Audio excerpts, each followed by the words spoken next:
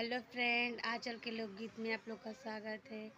मैं एक कजरी गीत गाने जा रही हूँ क्योंकि अब सावन आ गया है तो धान सान की रोपनी होने जा रही है, तो इस समय काजरी ज़्यादा गाते हैं।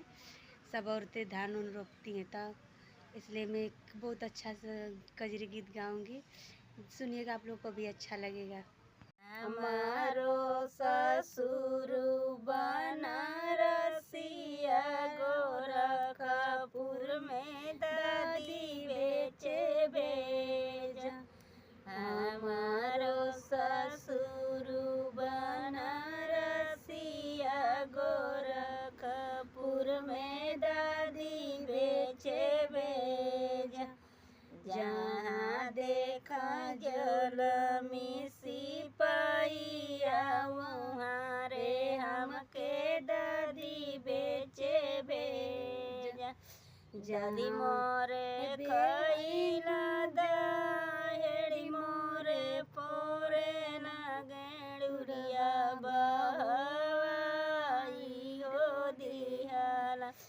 चोलिया के बंदा मास कवलाई चुनरिया में दागी लगवाला। हमारो बसुरु बनारसिया गोरखपुर में दादी बेचे भेज। हमारो बसुरु बनारसिया गोरखपुर में दादी बेचे भेजन। जहाँ देखा जल मिसी पहिया जहाँ रे हमके दादी बेचे भेज। दादी मोरे खैला दहेड़ी मोरे पोरे न गेड़ुरिया बहवाई हो दिहला। चोलिया के बंदा मास कवलाई चुनरिया में दागी लगवाला। हमारो देवर बनारसिया गोरखपुर में दादी बेचे भेज।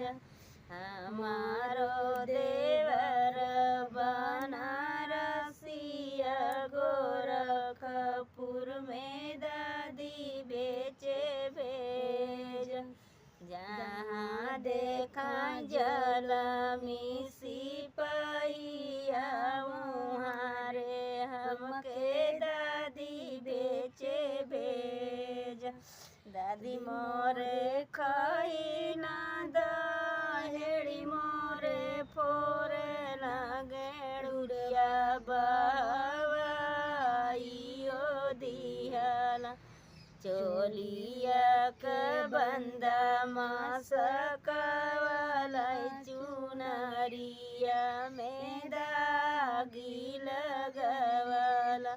चोलिया के बंदा मास कवलाई चुनरिया में दागी लगवाला।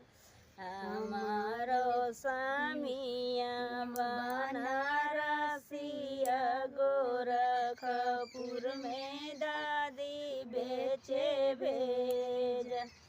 हमारो स्वामिया बनारसिया गोरखपुर में दादी बेचे भेज।